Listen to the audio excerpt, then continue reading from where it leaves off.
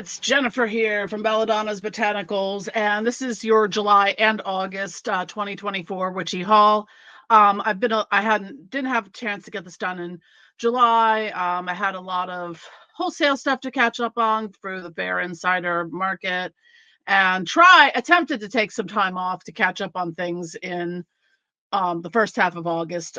Results varied on that, so I am still catching up. So I wanted to knock out this video while I remembered, and I don't think I've done any video content this month aside from the what's new with Belladonna's Botanicals. So without further ado, I'm not going in any particular order because there's a landslide awaiting to happen on my desk right here, so I'm going to try to get through it before said landslide occurs, so this might be all over the place. Anyways, so first I picked up this is the Oracle of Heaven and Hell. This is a really cool deck. What I like about it is that out here to show you some of the cards.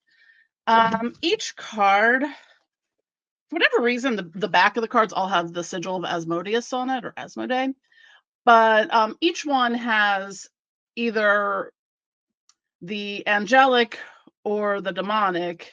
So, you know, depending on how you draw the cards in this, you're going to get an entirely different.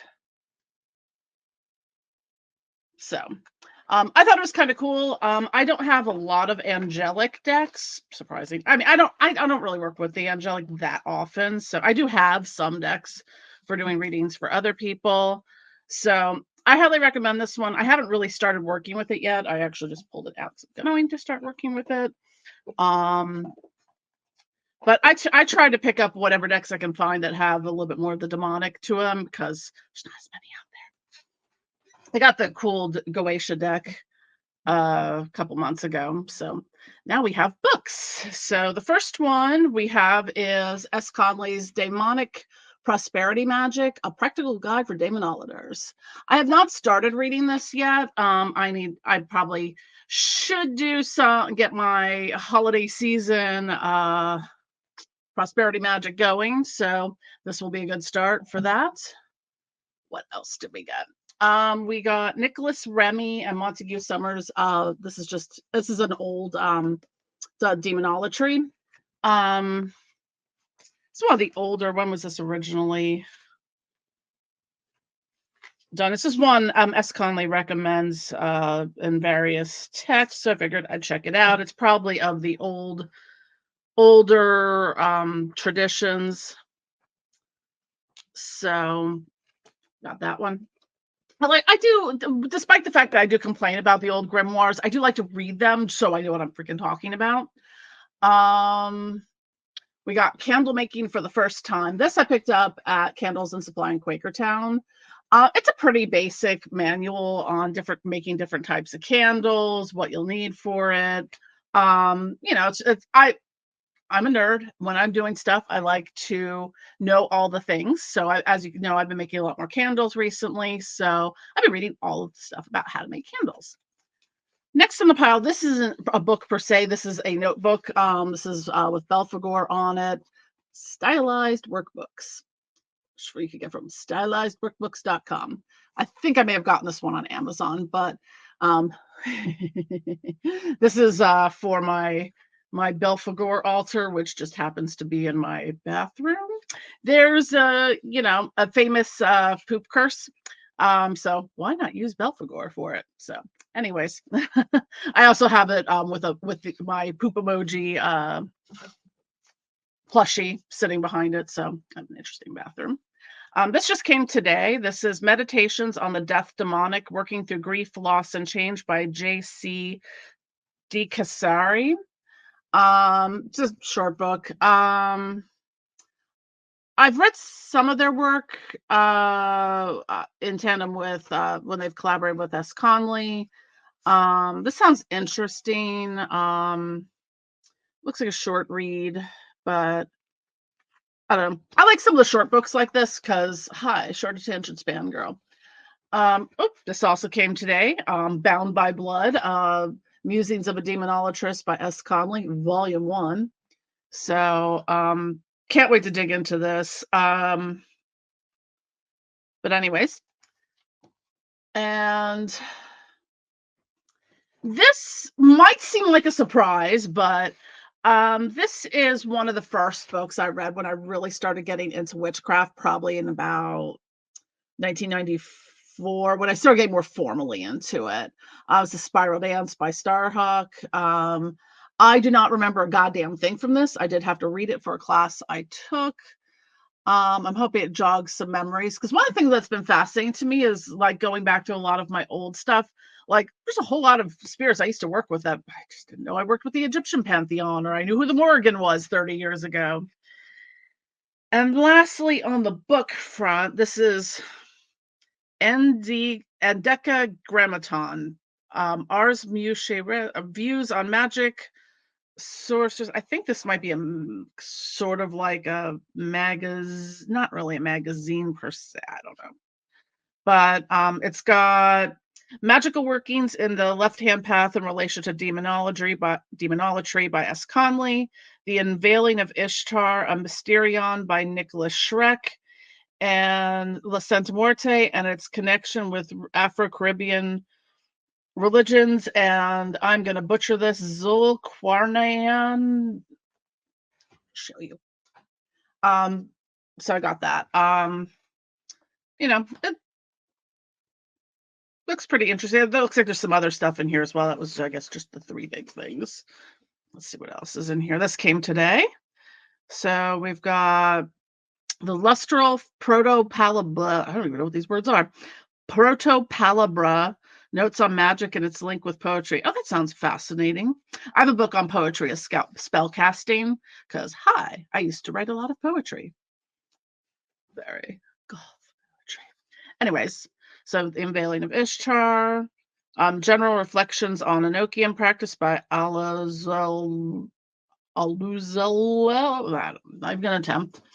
The one on Santa Muerte, and Pharmakia, the Samaelite, The Art of Manipulating the Pharmacon by Ipsissimus Magister Templi Ordo Adamantis Atri, and Paula Borrego Ruiz. This is giving me a bunch of tongue twisters. Magi Nove Carnis, and Dolomance Geminis Procurator Curator. Precursors of Samaelism by B. Spinoza. So, anyways, there we go. That's the last of the books. I read a lot, whether it's audiobooks, ebooks, physical books. Sometimes I have copies on different ones. So there we are on the books. So switching over to other stuff I got, I'm going to pull these out. I got these at a local sort of tchotchke shop. It's a, let's see, let's turn it. I can't turn candles right. There we go.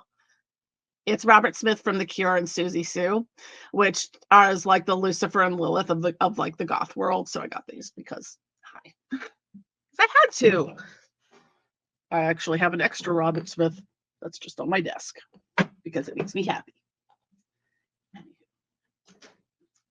So let's see what else we've got here in our little basket of fun stuff.